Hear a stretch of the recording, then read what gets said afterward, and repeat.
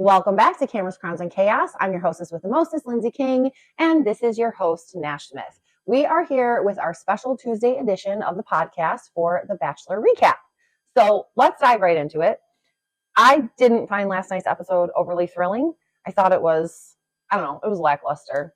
Yeah, it seemed a little run of the mill. There's a few things we'll talk about, but it wasn't the most over the top episode by a long shot. No, it wasn't. And honestly, with you being a new Bachelor Nation fan, I was hoping for like a little bit more excitement, but I didn't really get it. Although I did have a key takeaway from last night's episode that definitely left me with some questions and feeling a little confused about Grant. So I had posted on Facebook last week and I shared a link to the to the episode. And a friend of mine, she commented, which I haven't had a chance to respond back to her yet, but I had seen that she had commented, I think, over the weekend, and she was talking about how she's wondering if Grant's here for the right reasons because he dropped a song right before, I guess like the day before, don't quote me, but he dropped a song right before The Bachelor premiered. Did you know that? I did not. I did not know that either. So she's saying like between that and the rapping, is he here for the right reasons? She's like, I know that you hate that phrase, the right reasons. And then later in the comments, she used the word on this journey and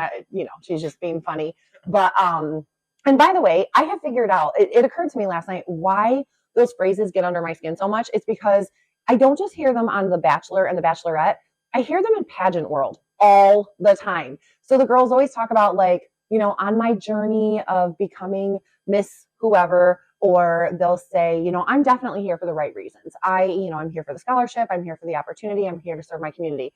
So it's not that they're bad phrases. I think I just hear them so often that I'm kind of like, let's just get some new verbiage, So anyways, so I am leaving. I am wondering now, Kelly made that comment, and I'm wondering now if it is possible that Grant is not here for the right reasons. So it's definitely possible. I've seen it happen on other reality TV. You get somebody on there that's just trying to push, their career outside the show, right, and stuff like that. Could also be he's there. He's there for the right reason, but he's also using it as an opportunity. Right. Okay, whatever. Strike when the anvil's hot. Yeah. They say. But also, just be clear about your intentions. I think that's my thing. Just be clear about your intentions. Yeah. And I couldn't tell you right off my head who else I really liked from Jen's season where Grant came from, but he was not my first choice. He was not who I was hoping would be the Bachelor. I can't even remember now, which is terrible. But he was not who I was hoping. But when they announced him, I'm like, oh, okay, seems like a good, solid, nice guy. So, it'll work. All right. Hey, so let's get into that first group date. All about finance. Yep. What were your thoughts on that? Not a particularly exciting or even revealing date. I thought the basketball date last episode was, it allowed all of the girls to show their personalities a lot more.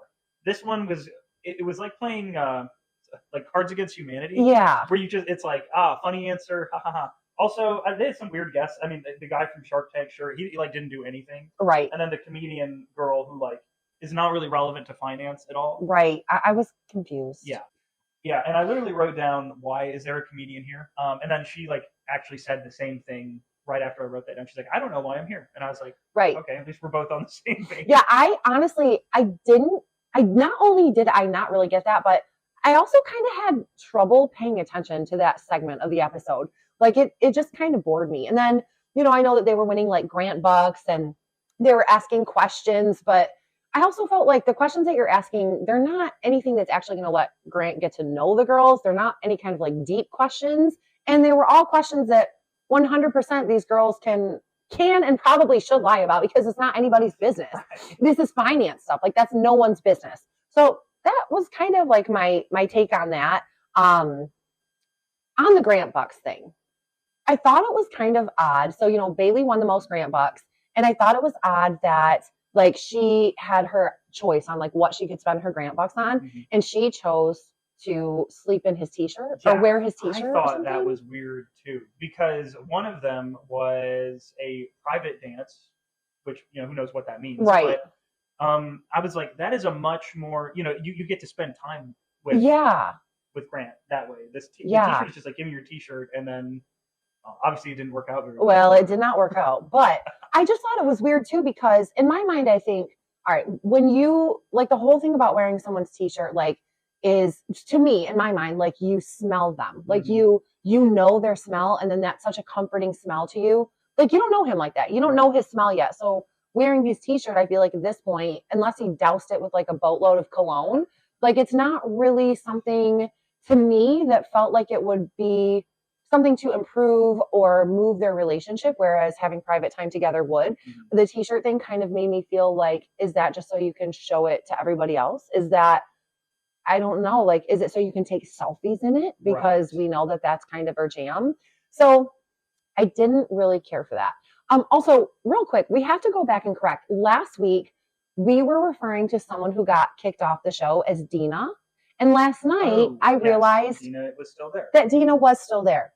So when my favorite character, Zoe, starts crying to Grant and saying that she wasn't feeling comfortable because everyone else was having fun, I couldn't handle it. I could not. I'm like, come on, girl. Yeah. Like last week, you had no qualms about making anyone else feel uncomfortable. You had no issue at all. Like you were there. You said, I'm here for a reason. I'm not here to make friends. I don't think she actually said that, but that was kind of the vibe and the attitude. Yeah.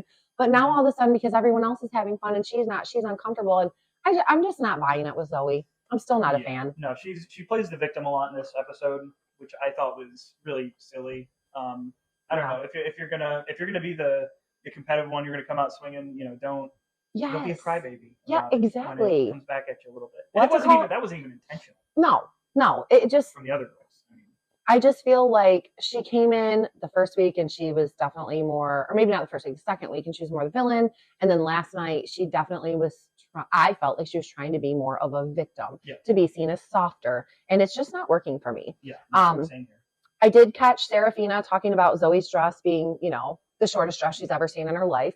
Whether you like Zoe or not, I thought that the comment was unnecessary. I don't think that it's okay to talk about like other people and how they dress unless it is directly affecting your life. And that's not directly affecting her life. Right. And also, I mean, it's The Bachelor. It's about a bunch of women trying to impress a guy. I mean, maybe the dress was a little short. Maybe we're showing a little much in the chest. But at the end of the day, they're trying to attract a guy. That's the whole purpose of being there. Exactly. So, exactly. While also on the date, there were a couple little points I wanted to make of. Parisa noticed that the seat was open next to Grant. Yes. Just took it. Thought, nice move. Totally agree. I liked Parisa's energy last night. She seemed a little bit more chill. Yeah. I feel like we got to see more of her and not like the gimmick that The Bachelor is trying to make her, like the editing, the cat lady with all the crystals and chasing lizards and stuff. I don't remember what it was, and I'm sure we will get to it, but there was something still to that effect that I thought was, they were trying to paint her as the weird one. Yeah. So we'll get to that later. Okay. Yeah. Okay. Yeah, I was definitely feeling Parisa last night. I was really excited, and she is very pretty. She's very, very pretty. I really like her.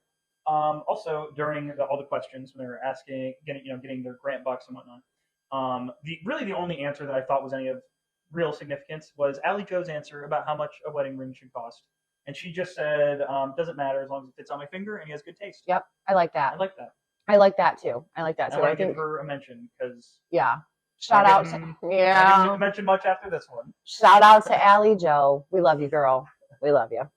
Hey, you know what? Maybe we'll see. Allie Joe is the exact kind of person that they will bring to Bachelor in Paradise. Okay. Because she has already shown that she's feisty and she's not putting up with anyone's shit.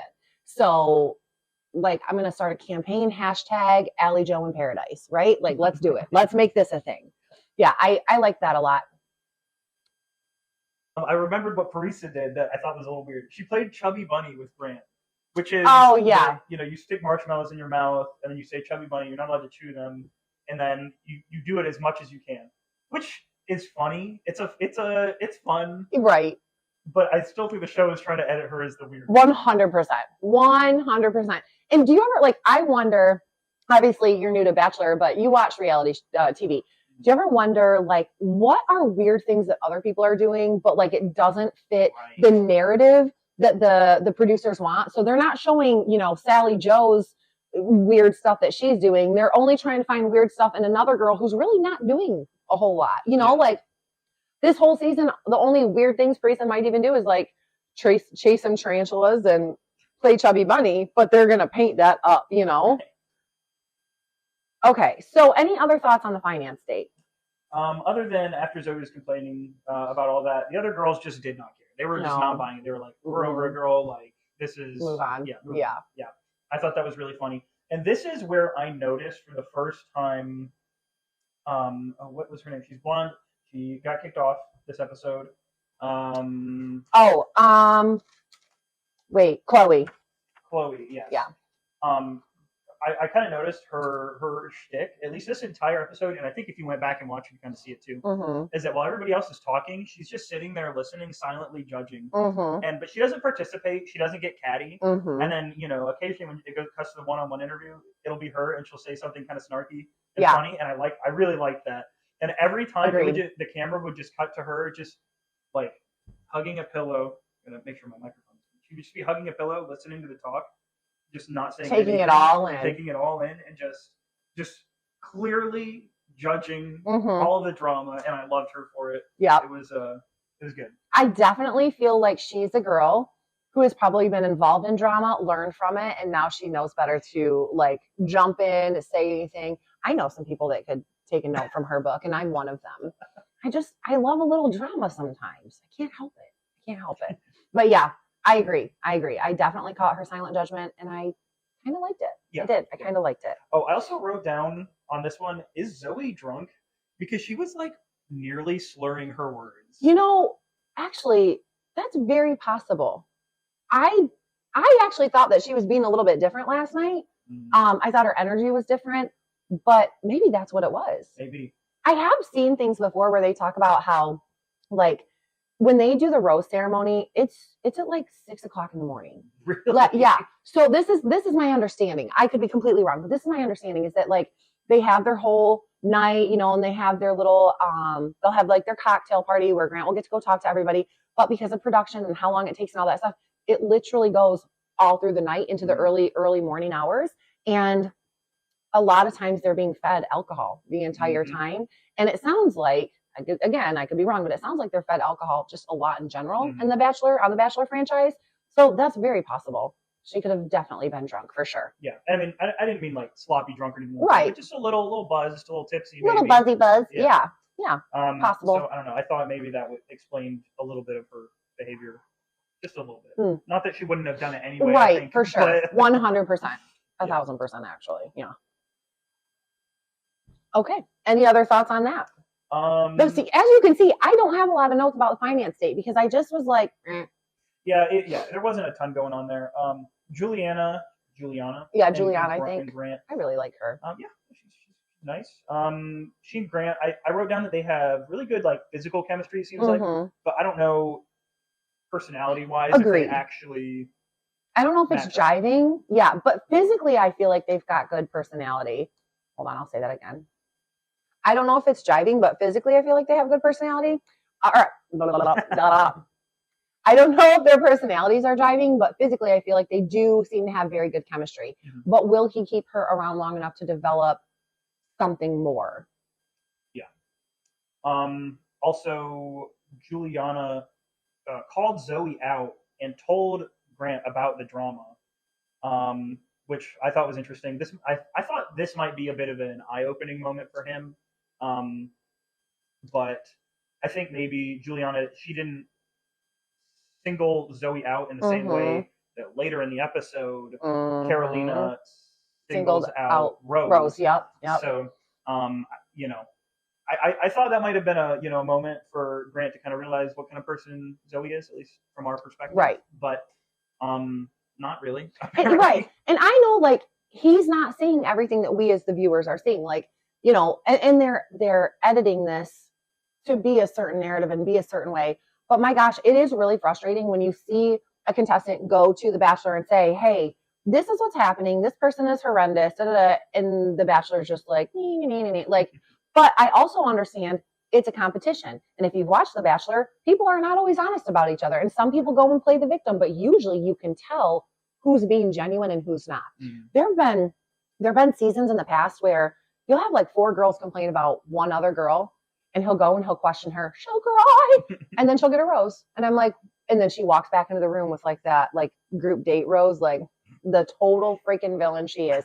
It blows my mind sometimes that they just, I don't know, they don't see it. But then I've never been in that position. I've never dated 27 people at the same time or whatever it is. So I'm sure that's kind of hard to you know. Yeah. Well, and speaking of the rose, at the end of that, Parisa got the group date rose. I was very happy about that. I wasn't just happy, I was surprised. Yes, me too. But I was really happy because, like I said, I think Parisa just needs a chance. I really, really like her a lot. Mm-hmm. There's something about her I think is really special and real and authentic. So yeah, I was happy to see that. Yeah, I'm curious why Grant gave her the rose, because they didn't really show her a lot on the group date itself. Mm-hmm. And, you know, there were nobody but Zoe was really being like serious with their answers. Right. And so I wondered, did he give it to her because she was especially funny? They just didn't show her, which maybe. Or maybe, I don't know, maybe she gave serious answers and, you know, Grant was like, I like that you took this seriously. Yeah. I don't know, but they didn't show her, so we don't know. Yeah, I did feel like, so I think that that's actually why I was surprised, because I didn't feel like she gave a lot to be able to get that rose. But again, there must be things, you know what? She probably was saying really insightful, deep, great things, but they were like, this doesn't fit the narrative. Right. So we have to cut that out. But they can't cut out her getting the rose. Like, they have to show that, you know? So Lena, with the one-on-one date with Grant. Yes. So that was interesting. I don't really know that I see a whole lot of real, true chemistry with her. At the same time, I don't know that I'm seeing real, true chemistry with anyone. Grant seems to kind of be like a bouncy ball, just bouncing to each girl, getting a little love here, a little love there. But I don't know. Like, maybe I'm missing the mark. Yeah. So just to set the scene, they go to Vegas. And I wrote they have really good like frenzy chemistry. Like they're like buddy, yes, you know, good times, laughs.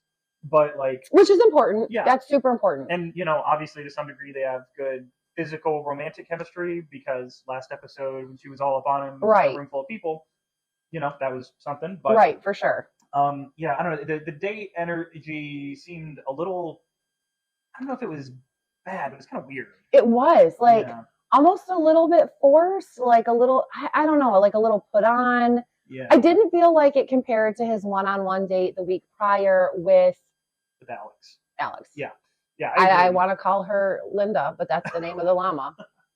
Yeah, I think, the big difference there, they, you know, both dates were really fun.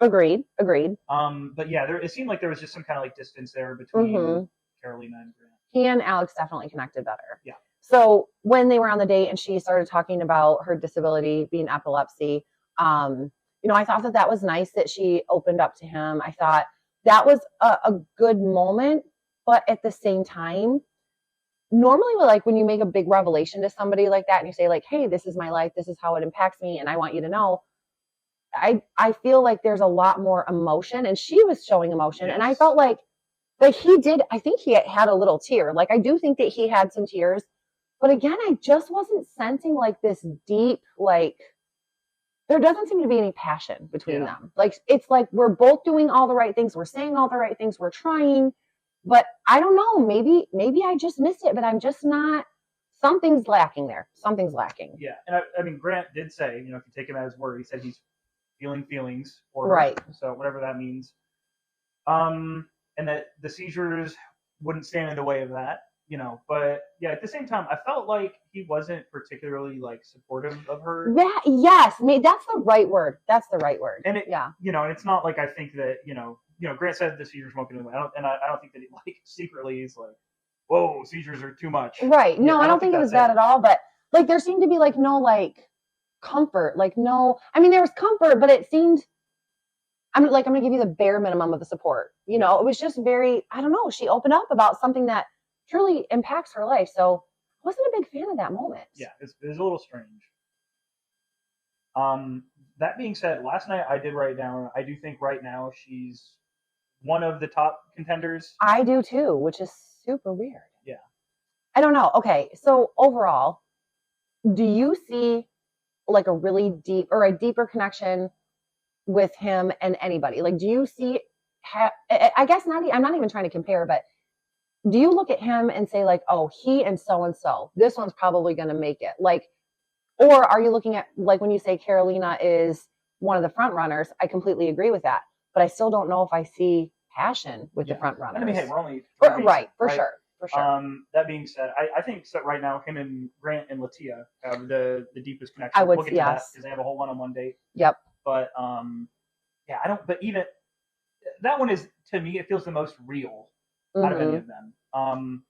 So I agree with that. Yeah. You know what? Yeah, that like that human connection, that real, genuine thing. I guess you're right. That is there between the two of them.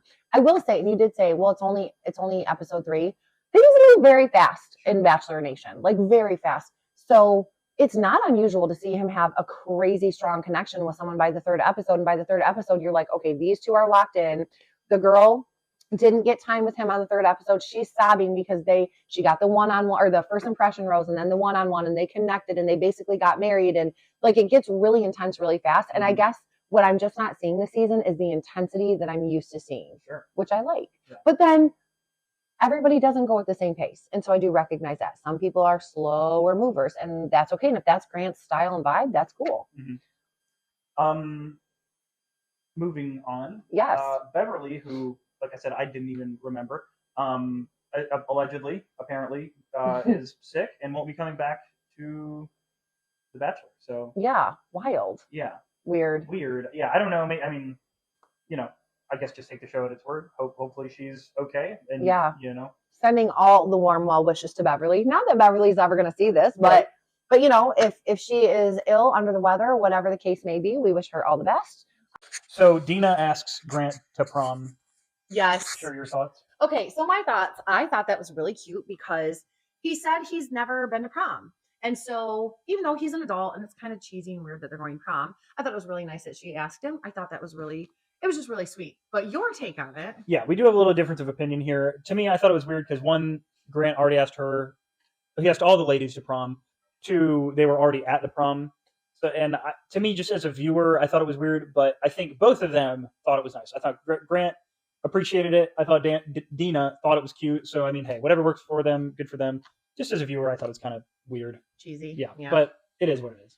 I mean, I don't necessarily disagree with you. Like, it was kind of cheesy, and it was kind of like maybe a little fake cute, but it was cute. It worked for me. It was fine. Yeah. And after that, they kind of had a little conversation. They're talking about Dina's job. She's a lawyer. And Grant seemed a little skeptical or concerned that maybe she's too work focused. But she says that she sees her family a lot. She wants to start a family, and she travels. So she's saying, no, I'm not too work focused, but I don't know that Grant totally bought that. What do you think about that? Yeah, I don't necessarily think that he bought that either. I feel like he was definitely skeptical, and I don't know if that might have been kind of like a dagger for her, like a or an X, I guess, on her little his checklist of items. I think she might have got an X on that because I don't necessarily know that he's looking for a career-driven woman. It's only the 3rd episode. I totally get that, but something so far to me, things are just feeling so superficial that I don't really know how deep he's looking. Like, is he looking for a good woman for a long time, or is he looking for a good woman for a good time for a short time? That's my question. That's what I'm trying to figure out. Yeah. So I think Dina might be too serious for him. Like, she's too committed to her career, and there's nothing wrong with that. But if that's the case, bless and release and let her go. Right. Well, she's still in, so we'll get to the rose ceremony later. Next thing, Zoe and Grant had a little dance, and I felt like they had no chemistry.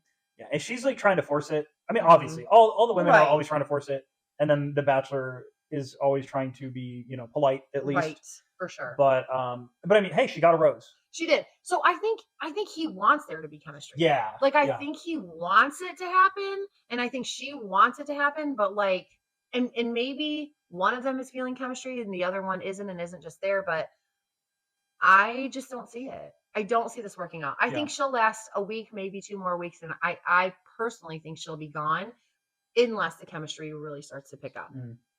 Yeah, I agree. Next big thing was so we talked about this a little bit, well, pretty extensively actually. It was the whole Carolina thing, but I did just have another note here that Chloe is still just listening to the group, silently judging, and then she gets real in the one-on-one interview where she just talks to the camera. And she was clearly really upset. But I appreciated how in public she just didn't get in on the drama. Me too. Yeah. So anyway, but pretty much the only thing left is the rose ceremony. Yeah. So one note on Chloe, Go ahead. Girls Like Chloe. Something I've heard for I think my whole life is you got to be careful of those quiet ones because they sit back and they watch. And so I would not personally put myself in the label or on the list as a quiet one, but I'm definitely a watcher. I like to observe. And just because I sit and listen to all the information doesn't mean that I'm going to go share it. But what I like to do is take the information that I've heard from one person. And when the next person comes in and they tell me the same story, but in a completely different way, I like to be able to kind of make decisions on my own. I like to hear things firsthand myself to make my own assessments of things rather than just hearing one side from one person or getting wrapped up in all the drama and doing more talking than listening. So that's my 2 cents on that. Mm-hmm. But those watchers, yeah, they're always listening. I'd put myself in the watcher category. Mm-hmm. Yeah. Yeah. Take that for what it's worth. Yeah. Watch out. So the rose ceremony. So safe ones we have going on are, and let's just say if there's any surprises here as we go through them. Okay. Latia, no surprise. No surprise. Carolina, no real surprise. Zoe, little surprise, but like you say, I think they both want there to be something there. There just is no there. Okay, but also a note on Zoe. So episode 1, she comes in, she's fun, she does the shirt cannon. Episode 2, she definitely makes a scene, like she talks to Grant, and then she's interrupted by Allie Joe, and then she stands and she waits, and he knows she's standing right there. So she kind of, in my mind, even though she didn't say anything, she was making a scene. She wasn't being all that much of a girl's girl. She wasn't being overly fair. She kind of pulled the same thing at the basketball game, pulled him aside then. Mm-hmm. So you see like that drama was already bubbling up on episode 2. Then episode 3, she comes in and she's crying and she's saying, I feel uncomfortable. And da-da-da. So I do feel like their main interactions really have been based on her attitude. Yeah. One way or the other. Mm-hmm. So I am a little surprised that she's still there, but I think that maybe that means Grant finds her incredibly attractive. Right. And he's just trying to like dig deeper to see if there's more there to her than that for him. Right. And we'll get to this in a minute. Allie Joe is out this week. So sad. Yeah. Maybe he was actually taking more Zoe's side than, the edit might, suggest to us. Maybe he didn't see the same thing, as the viewers did. But I think that could maybe explain why, because if Allie Joe's out, Zoe's in, those two were definitely pitted against each other for sure. In the edit last episode, probably in real life too. For sure. Oh, for sure. But yeah, so maybe that's how that came about. Okay. Other ones that are still in, Juliana. No surprise. No surprise there. Alex, I don't think anyone's surprised about that. Dina. No, I'm not really surprised. I feel like we haven't got to see enough of her yet. Yep. But I am a little, I guess I'm mildly surprised because of their conversation, because I feel like he was being kind and polite and, saying that that was her lifestyle or her career path isn't an issue, but I definitely kind of wonder if it is. So I think maybe he's still figuring that one out. Yeah. Natalie didn't really get any showtime this episode. No, she didn't. But I think last episode she showed really strong at the basketball game. Grant saw her interacting with the kids, so I think that was big for her. So she didn't get a lot of time this episode, but she's still in. Serafina. I mean, I'm actually more surprised that Serafina's there than the 3 girls that left, because he seemed like he had more of a connection with the 3 girls that left. Maybe not Allie Joe. We didn't really see him have anything really with Allie Joe. I mean, the way that he let Zoe interrupt their date, like after he'd already had, or not date, but they're like talking time after he'd already just had time with Zoe, that kind of told me everything that I needed to know. But at least the other 2 women that left, are we naming them yet or no? We'll get to them just a second. Okay, yeah. So the other 2 women that did leave, I would have put Serafina out before I would have put those 2 out. Mm-hmm. Also, Rose is safe, which we already kind of talked about. She got the rose, what that might say about whatever Grant said to her, and she said to Carolina, who knows.